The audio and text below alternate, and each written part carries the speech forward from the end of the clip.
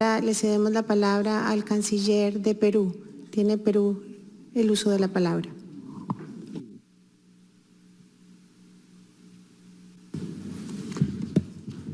Buenas tardes, señor presidente, señores ministros, señor secretario general, señores representantes, señores observadores, americanos y americanas que nos escuchan en forma directa a través del canal de esta sede, la OEA. En primer lugar, deseo manifestar mi plena e irrestricta e incondicional, así como la de mi país, solidaridad con los señores Edmundo González, María Corina Machado y los millones abrumadoramente mayoritarios en Venezuela y fuera de Venezuela que ruegan, que aspiran por vivir en libertad y no bajo el oprobio de un régimen que tiene 25 años, reitero, señores, 25 años en el poder y casi 15 años o 13 años el señor Maduro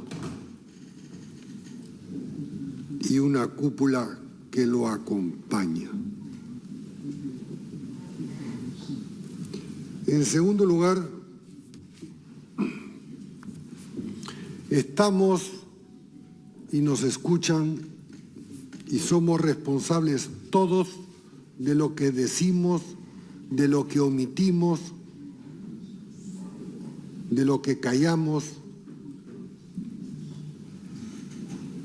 frente a nuestros conciudadanos y frente al público en general. Y por eso quiero explicar con detalle qué significa haber suprimido por falta de un voto el artículo 2B, y que a la letra dice: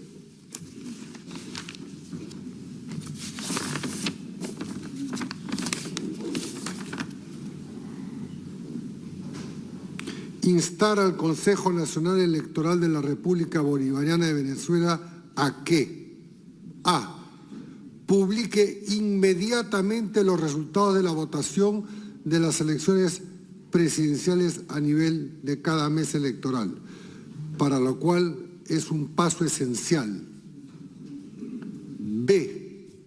Como lo han solicitado los actores políticos venezolanos relevantes, que se lleve a cabo una verificación integral en presencia de organizaciones de observación independientes para garantizar la transparencia, credibilidad, legitimidad y de los resultados.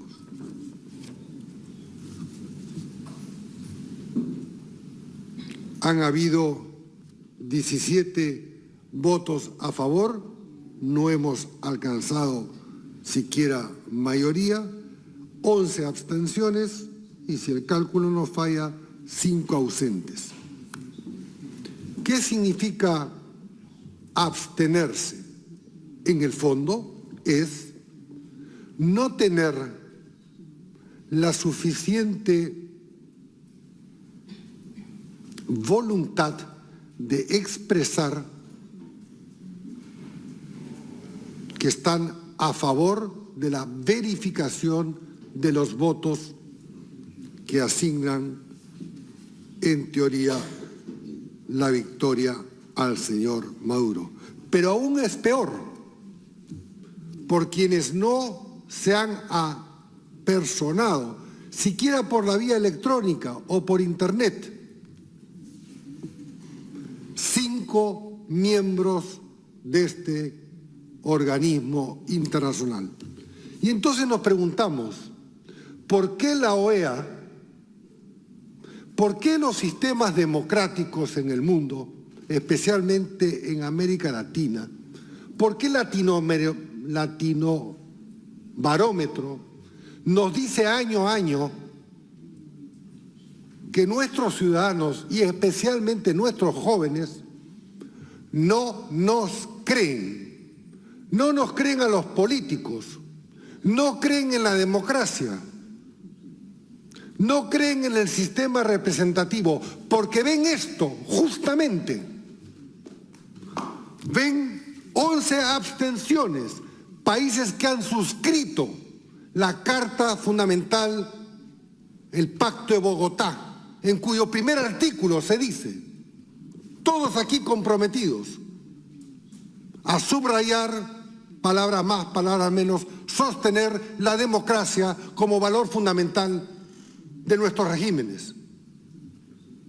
Es más, años después, todos aquí presentes, ausentes y los que se han abstenido, votaron a favor de la Carta Democrática, instrumento justamente preparado, pensado para abortar los regímenes que se quieren perpetuar en el poder.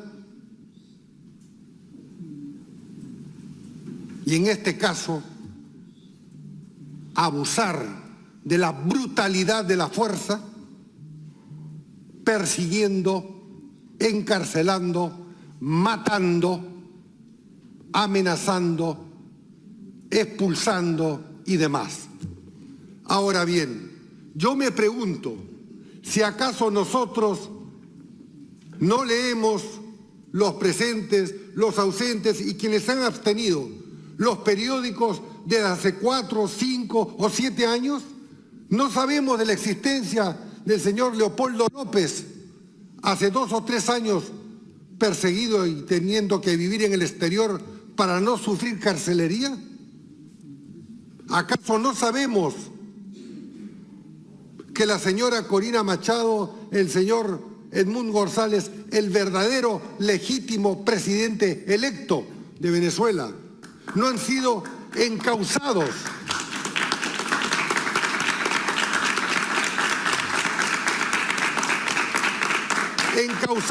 por el fiscal del régimen para procesarlos y encarcelarlos, intimidarlos, incluso rechazando la generosa, oportuna, democrática y conforme al derecho de asilo del ofrecimiento de Costa Rica por la voz del muy distinguido canciller de dicho país, haciendo gala a la historia democrática de Costa Rica. No es pues una nueva historia. Este proceso electoral nació fraudulento, señores, desde el primer día. Se vetó la candidatura de María Corina Machado, o lo hemos olvidado. Tuvo que esperar la agrupación que integra 3 minutos antes de la propia ley electoral para inscribir al señor Edmundo González y no darle tiempo a la dictadura para vetarlo igual que a ella por el Tribunal Supremo de Justicia. Acusada sin pruebas, pese a lo cual hasta ahora la señora Machado no pesa sentencia judicial y menos aún una investigación preliminar con pruebas. La reducción de la presencia de observaciones internacionales. Se anuló la invitación a observadores que que el propio régimen había invitado. Y solo se permitió la presencia del incuestionable Centro Carter de los Estados Unidos. Y que en concreto dice, y me permito, para que no se crea invento, subrayar leyendo: no ha alcanzado los estándares internacionales de integridad electoral en ninguna, subrayo, en ninguna de las etapas relevantes y ha infringido numerosos preceptos de la propia legislación nacional. Las autoridades del Consejo Nacional Electoral mostraron parcialidad a favor del oficialismo y en contra de las candidaturas de la oposición. La campaña electoral se desarrolló con un notable desequilibrio a favor del gobierno en todos los cambios. La ciudadanía venezolana se movilizó pacíficamente el 28 para expresar sus preferencias. Sin embargo, el Centro Carter ha sido categórico en calificar este proceso indigno. Voy a leer 2 párrafos más. Este informe contiene un relato de ilegalidades, vicios y malas prácticas que se presentaron durante este proceso electoral en particular, pero que son reiterados en procesos eleccionarios recientes en Venezuela. La evidencia denota un intento del régimen por desconocer, repito, intento del régimen por desconocer la voluntad mayoritaria expresada en las urnas por millones de venezolanos y venezolanas. El régimen de Maduro, cita textual, página web, nuevamente ha traicionado, la palabra es traicionado, al pueblo venezolano. En conclusión, dado que no hay sustento público documental que respalde los datos anunciados por el Consejo Nacional Electoral, y en cambio existe información de diversas fuentes que los contradicen, es el criterio técnico del Departamento de la Cooperación y Observación Electoral de que los resultados oficiales no merecen confianza ni deberían recibir reconocimiento democrático. ¿De quién es este informe, señor presidente? Porque usted le dedicó 2 horas y media a 15 delegados en la otra sala para persuadirnos de quitar el segundo B y no lo aceptamos. ¿De quién es este informe? Del señor secretario general, del que está sentado a su derecha, del señor Almagro. Informe público. Y entonces, ¿qué decimos los presentes? Los que se han abstenido, los que no están, los que votaron en contra, ¿van a descalificar la misión técnica de la propia organización que nos convoca o que hemos convocado varios países?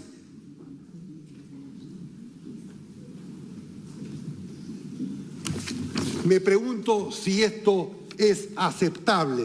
El mundo entero y nuestros ciudadanos, quiero que lo sepan todos, reclaman y aspiraban una democracia libre.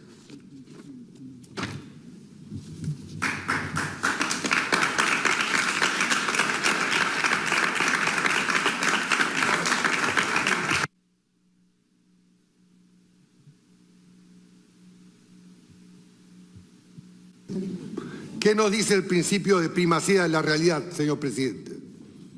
Primero, que la agrupación que postuló a Edmundo González a la presidencia de la República tiene a las 12 de la mañana del día de hoy el 90% del escrutinio de las actas válidas, oficiales, que dan 39 puntos de diferencia a favor del señor González. ¿Qué ¿Qué nos dice el principio de la incapacidad material? Principio de la primacía de la realidad, filosofía política, principio de la incapacidad material, filosofía política. ¿Qué nos dice? Que el señor Maduro no ha podido ni podrá demostrar su victoria porque el lunes de la madrugada del día 29, al haber sostenido la autoridad electoral que al 80% del conteo de las actas lo declaraba ganador, aún no ha mostrado, entonces no había mostrado ni una sola acta, las prometió para el día subsiguiente, para el día siguiente. Sin embargo, a las 11 de la mañana, sin acta alguna, el señor Maduro fue proclamado por la Junta Electoral a la que le responde. El candidato González ha ganado gracias a la gran participación popular y extraordinaria organización preventiva por todos estos antecedentes de la oposición, que pudo rescatar las actas originales, que están ahora todas, para que las veamos todas. Pediría que las muestren. Tengo el link al acceso de todo el mundo. Actas oficiales, señores votantes. Lo cual es un hecho, no es una suposición, es un hecho. A estas alturas, 3 días después de realizados los comicios, ya no cabe aceptar actas de parte de la autoridad electoral, porque si no pudo presentarlas, faltando el 20%, sin haberlas sustentado, 7 horas después proclamando al señor Maduro, ¿qué podemos esperar 72 horas después? ¿Sabe qué? Lo que hemos aprobado. Mejor dicho, lo que han aprobado otros, no nosotros, no el Perú, ni 17 países comprometidos con la democracia. ¡Libertad para el presidente Castillo! ¡Libertad para el presidente Castillo!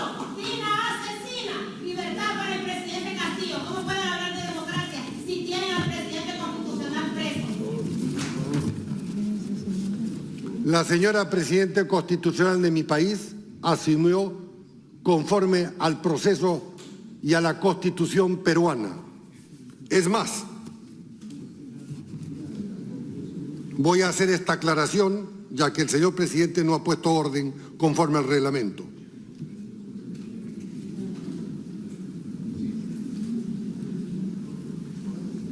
Hubo un representante ausente que encontrándome en una esquina, en una reunión, me dijo: es muy fácil la solución con ustedes. Entrégame a Castillo y mando un avión por él. Lo tengo en chat, señor presidente. Y yo, con esa pausa de persona curtida en estos ambientes, dije: ok, preséntame una nota verbal, que nunca llegó. Y, dicho sea de paso, cuando se apresó al señor Castillo por violar flagrantemente la Constitución del Perú, pasó por todos los exámenes médico-legistas. Ni siquiera la esposa, la señora esposa del señor Castillo, dijo que se lo había rasguñado. No hubo nadie en el mundo, ni siquiera, yo le preguntaba al señor secretario general en una reunión, ni siquiera una persona, ni peruana ni extranjera. Sin embargo, a los 4 días llegaron 3 comisionados de esta organización para verificar el estado de salud del señor Castillo. Turismo político e ideologizado.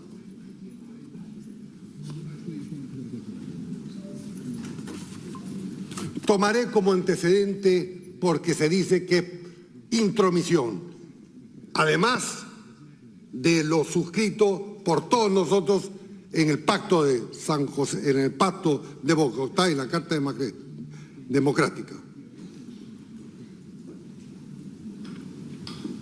La doctrina Tobar, proclamada por el canciller famoso y honorable del Ecuador, Carlos Tobar, en 1907, que exhortó en defensa de la legitimidad democrática latinoamericana para que los gobiernos de América Latina se abstuvieran de reconocer a los regímenes de facto surtidos de actos contrarios a la democracia y a la Constitución.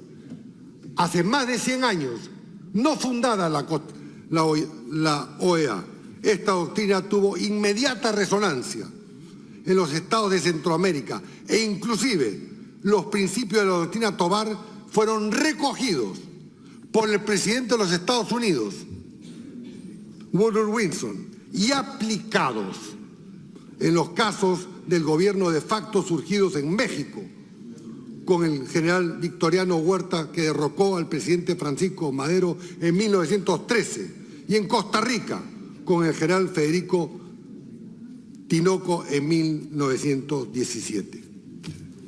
Por ende, señoras y señores,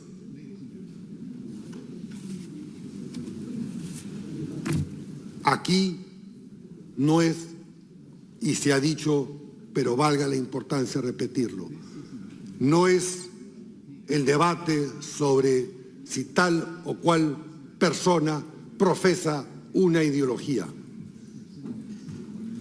O se es demócrata o no se es demócrata. No cabe la posibilidad de ser medio demócrata.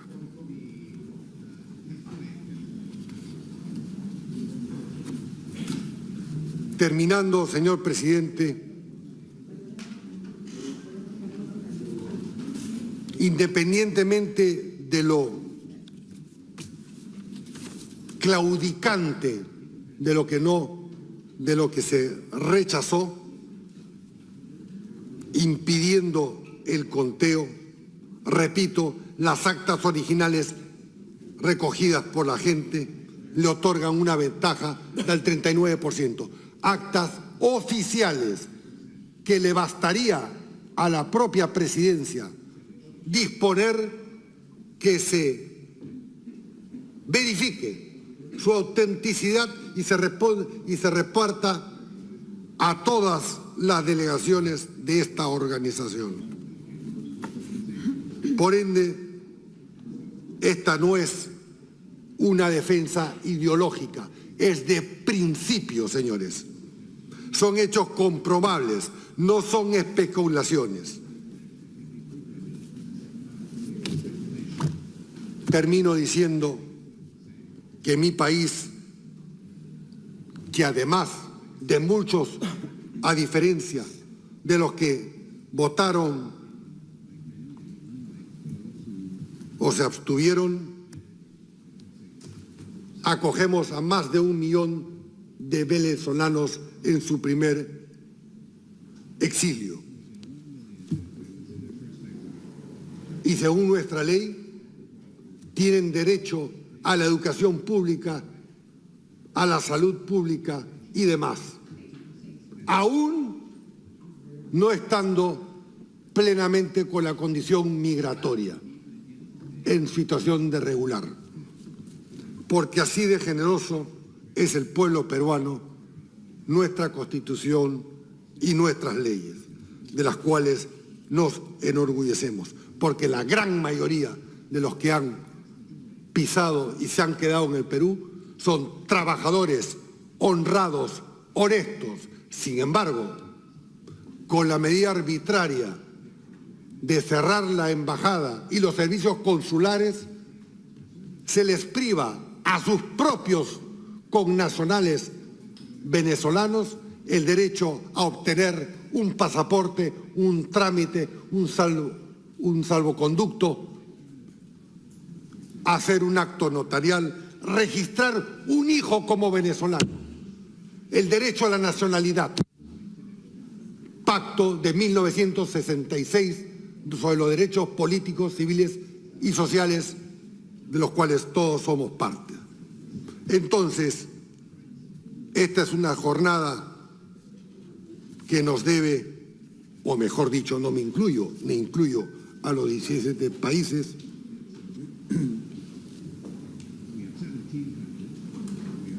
llamar a profunda reflexión. Más aún, aquellos que pretenden ejercer la próxima Secretaría General de las Naciones Unidas, de la Organización de Estados Americanos. Porque o se está con la carta para poder justamente efectuar un informe, una observación, como lo realizado y publicado como el señor Almagro, o se está con la dictadura. Cualquiera esta sea, presente o futura. Porque de esta manera no nos vamos, con esta reunión, señor presidente, no nos vamos a vacunar ningún país a elecciones fraudulentas, a elecciones amañadas. ¿Qué verificación se puede exigir cuando todas las actas son oficiales y están en la web? ¿Qué más se necesita? ¿Necesita viajar una delegación? Si ni siquiera han sido aceptados algunas personas o representantes de países, incluso que se abstuvieron. Entonces lo que corresponde, porque al final de cuentas le estamos dando la razón a nuestros electores, a nuestros jóvenes, que no nos creen, a los políticos, a los diplomáticos, a los representantes, ya están las encuestas. Nos repudian, en muchos casos, para decirlo con claridad, porque no somos coherentes. Decimos una cosa adentro, en petit comité, o según la audiencia, y venimos acá y nos abstenemos o votamos en contra. ¿De qué votamos en contra? De que sean verificadas. Ni siquiera se le quitó al párrafo al cual usted le dedicó, señor presidente, casi 2 horas para persuadirnos, y no aceptamos una verificación. Entonces, ¿qué es lo que va a pasar mañana? ¿Qué es lo que va a pasar mañana? ¿Se va a aumentar la presión en la calle? ¿Van a haber más muertos? ¿Se va a interpretar políticamente como una victoria del régimen? Y de esos muertos, los 17 que votamos, no somos responsables. De esas persecuciones, del aumento de esas encarcelaciones y deportados, no somos responsables. Que cada uno, en su conciencia, asuma sus responsabilidades. Buenas tardes.